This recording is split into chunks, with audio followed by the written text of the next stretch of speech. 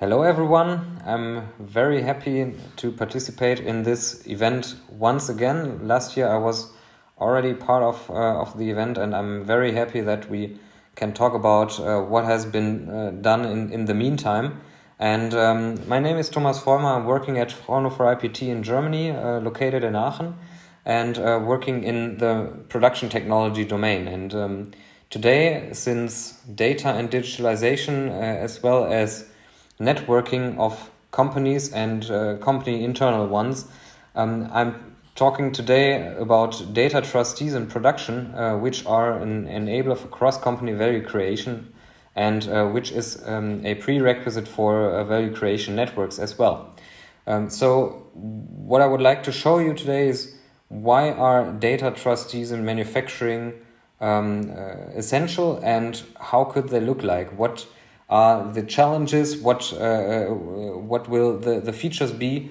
And I would like to take you to the journey now and give you some insights into what we are talking about in the next minutes. So first of all, I'm pretty sure that you're familiar with the internal communication within a manufacturing company. So first of all, you're having manufacturing lines, which you can see on the right side.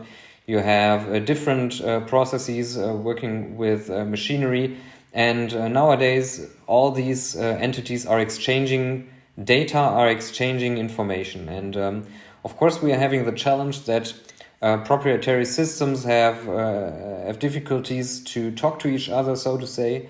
But when it comes to digitalization and value creation networks, we are talking about not just internal challenges, but also about the external ones, and I will show you why. So, as you can see here, as I already introduced you to, is the internal company data flow, but we are having also on a second level, we are having the data flow from the end customer to the company, and the other way around. So first of all, from the manufacturing company, imagine the provision of information, for example, of the status of the manufacturing process for the end customer to plan to plan the delivery. On the other way around, we are having feedback data that is coming from the operational phase. That's very valuable for the manufacturing company in the adjustment, in the adjustment of production processes, in the adjustment of development processes, which again have to be transferred into the production. And on a third base, we are having the company, the business to business data exchange and information exchange between the suppliers and the customer. Which is here meant as a business customer, not the end customer. And on this level, I would like to set the scope, because this faces some challenges that we are facing nowadays, and that we are addressing in research and in industrial activities. And in this case, data trustees are a solution that I would like to talk about. So what you can see here is, on the one hand, if we're talking about the manufacturing company and the end customer, we are having a C2B data trustee. And for example, we are having here the Social U company, which is a startup located in Aachen, or Sistemas. But since I would like to set the focus on the B2B network, we are talking today about solutions such as the industrial data space, also known as IDS, Gaia X as a French-German activity, and the virtual Fort Knox, which is a Fraunhofer activity. And in the next minutes, I would like to give you some insights about what is behind the industrial data space, Gaia X and virtual Fort Knox. Why are they so important? And what is the benefit of introducing data trustees to the manufacturing in the digitalized world? So first of all, if we are talking about data custodians, we are seeing that they provide additional efforts, additional value creations that we are not having when companies are not talking to each other. First of all, you can see here 5 solutions. This is just an extract of all the benefits that data custodians and data trustees introduce. But first of all, as you can see here, the collaborative condition monitoring enables us to exchange information about the status of machinery, of the processes, how they are, whether they are well established or going out of the tolerances. And only with the exchange of information between the service provider or the service providing company and the executing company, we are able to introduce the service of the condition monitoring in a collaborative way. When we're talking about the supply chains, we are creating a lot of efficiency because the interconnection and the communication about the status, about the events, makes it much more easy to react onto the current status. So for example, if we're talking about deliveries and delays in the deliveries, for example, we can take into account the information that is exchanged to react onto these issues and to reorganize our pre-planned subsequent process chain. When we are talking about the interconnection of companies, this makes it also essential to consider the manufacturing execution. So if we are considering what I presented right now with the supply chains, if there is a delay, of course, we have to somehow transfer that into the manufacturing environment, and that is something that has been done in the out-of-the-box MES applications. And I think it already gets evident that if you only if you exchange the information about, for example, the delivery status, only then these information can also be introduced in the manufacturing planning. Same counts for the predictive maintenance. So the interconnection of the executing companies and also the service provider in terms of the maintenance engineer provided by another company is dependent on the information about what is currently happening in the machine, what is currently happening in the workpiece, what is currently happening in the equipment itself. And only when we are exchanging these data to the service provider via for example, the data trustee, it enables us to get this shared service. And also all these issues are combined a cross-plan and cross-company production. So if we communicate individual process steps, then we are also able to manufacture one product very efficient between several companies. So this is the idea behind that is, for example, the production manufacturing on demand, and it enables us a so-called 24/7 delivery of products. And to come to these additional features, to these additional benefits, I would like to introduce you the hypothesis that says that only the data trustees enable these forms of collaboration, which in the end enable the entire value network. And that is why, in my opinion, the data trustees gain in importance, and we have to talk about how the implementation or the introduction of data trustees in the manufacturing domain can be executed.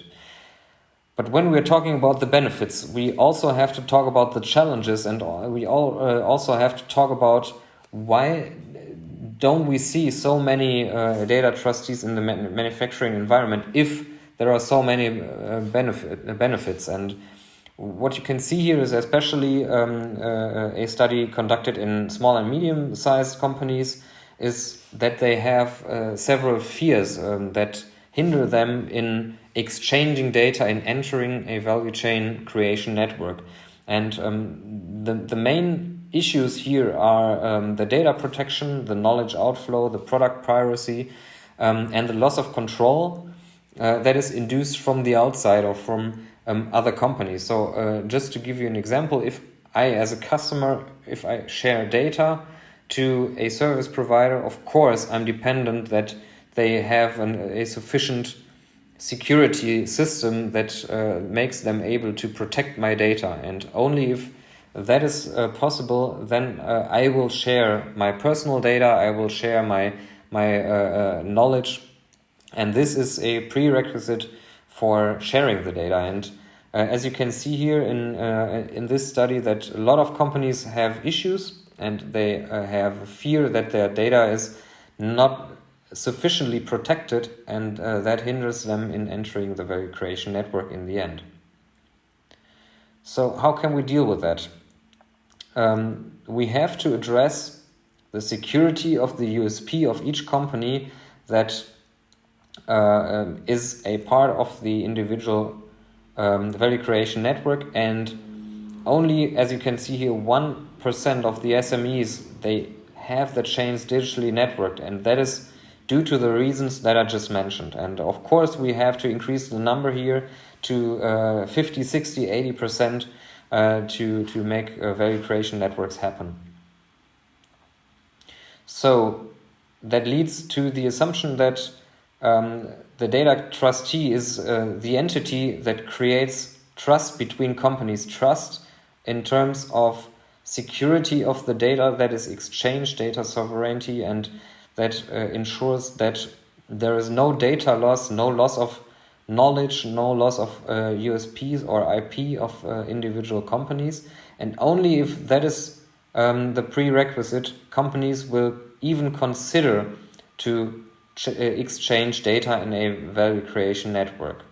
And to ensure that the trust is created between companies, the data trustee has different tasks, and I have an extract of these 6 tasks here that is starting with the governance. So the data trustee has to ensure that the governance of the data is clear, that it is clear who has the IP of the data, that the data is decentralized to make it secure, and that there is a sufficient sovereignty of the data. So everyone has to know that the data will stay in the company, and that it still belongs to the company. And even if I change the data, the copyright of the data still remains in the one providing the data. Then we have also scaling, protection of confidence, and of course, which is very important as well, the security aspect. So only if I can make sure that the data is secure and that no one external one can have access to the data and steal the data, so to say, then I will be willing to change the data and provide it to someone else. And how can we address that? First of all, there are several companies, several entities and providers of so-called data trustee architectures, and I already mentioned the Gaia X, the virtual Fort Knox, and the industrial data space. But we have different entities as well working on these architectures. But even if we are having the architectures, we see that we still don't get the 100% trust of the companies for using it. And that is because we do not have an independent entity that qualifies these data trustee architectures and helps in understanding that we can trust these issues. Because as you can see here, a lot of data trustee architectures are private ones provided by companies. And of course, there are then some issues in trusting these 6 features that have to be provided by the data architecture. And how can we address that? We can address that by certification bodies. For example, the TÜV or DEKRA, that is making sure that the data trustee architectures are sure that they are secure, that they provide a sufficient sovereignty of the data, and that they are fulfilling all the requirements that are induced by the users. And that leads to the assumption that the development of these data custodians, they have to be left to the market, because in the end the market defines the features that are required, that the companies will be willing to use the architectures, and but by having a quality seal, at least we can increase the exception of these architectures, that companies even consider these architectures. And without having a independent quality seal, I can imagine that a lot of companies won't even consider using these data trustee architectures. So we have to develop these, and only then we can promote the networking, and then we can benefit from the collaboration that we see in value creation networks. And that leads me to my final hypothesis, that data trustees in manufacturing are building trust. They help me exchange data, and only then I can realize and create the added value that I presented, and that is integrated, implemented in a value creation network. Thank you very much. If you have any questions, you will find my contacts here, and I'm happy if you will share the presentation, and I hope that you will have a lot of additional insights in the other presentations. Thank you.